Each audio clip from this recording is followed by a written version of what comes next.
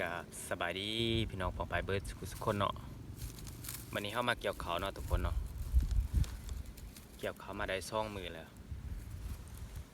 รู้สึกเป็นวัดเนาะวันนี้เนาะเกี่ยวเขาบ่ค่อยไหวเนี่ยอากาศก็ดีอยู่เนาะแดดแต่มีลมเนาะแดดแต่มีลมบรรยากาศยามให้ยามหน้าเนาะทุกคนเนาะประมาณนี้เนาะอีกประมาณ5-6 มือจังสิแล้วเนาะเพราะว่าหน้าให้ใหญ่นายตาปลายเนาะนายตาปลายเป็นภาษาไทยก็ประมาณจังไรวะบ่จักคือจอนเนาะบ่จักคือกันเนาะภาษาไทยน่าจะมัน4 ไร่ประมาณนี้แหละเนาะเฮาบ่ฮู้เนาะ เดี๋ยวเฮามาเกี่ยวข้าวเนาะแดดเนาะค่อยลงทีหลังเนาะแต่มีคนหนึ่งเนาะครอบครัวหนึ่งหน้าหนึ่งเนาะค่อยก็เลยถ่ายคลิปเราเนาะแล้วเกี่ยวข้าวมื้อหนึ่งประมาณ16 ชั่วโมงเนาะเพราะว่าเราเกี่ยวแต่5 โมง 6 โมงเนี่ยค่อยมา6 โมงเพิ่นเกี่ยวแล้วเนาะประมาณเพิ่นสิมาแต่5 โมงเลยเพิ่นมาเกี่ยวข้าวเพิ่นบ่พักเนาะมืดมือมืดเว้นเลยแต่เช้าฮอดแรงฮอด5 โมงเนาะ5 โมงแรงเพิ่นจังเมื่อค่อยเห็นแต่วันนี้เนาะค่อยเลยว่าเอ้ยทนแดดขนาด12 โมง 1 โมงเพิ่นเกี่ยวเลยเนาะแบบเพิ่นเกี่ยวตั้งแต่6 โมง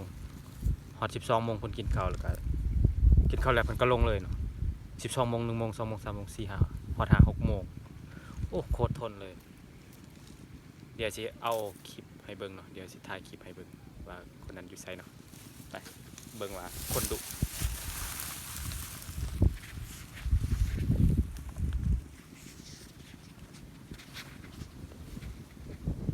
พุ่นเนาะเสือขาวๆตัวนั้นเนาะเสือขาว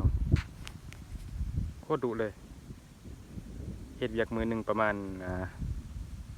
16 ชั่วโมงเนาะกลัวๆบ่จักภาพทงไห้ทงนาเนาะมื้อนั้นก็เกี่ยวข้าวคือกันเนาะคนกำลังยาวเกี่ยวข้าวเนาะ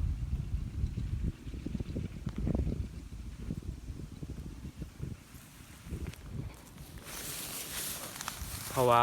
ปกติเฮาเฮ็ดเวียกไวสุดเนาะคือค่อย6 โมงไปเวียก6 โมงแล้วก็พัก11 โมงเนาะแล้วค่อยลง1 โมงประมาณพัก5 โมงแต่ว่าเพิ่นหันเพิ่นลงแต่4-5 โมงแล้วก็เพิ่นบ่พักเลยนะโคตรดุเลยเป็นคนลาวที่ดุเนาะเอาภาพบรรยากาศท้องไร่ท้องนาเนาะทุกคนผู้ชมได้เบิ่งแล้วอย่าลืมกดไลค์กดแชร์เป็นกำลังใจให้หน่อยเด้อช่อง YouTube บ่าวซีหญ้าเนาะเป็นช่องใหม่เนาะน้องใหม่เนาะทุกคน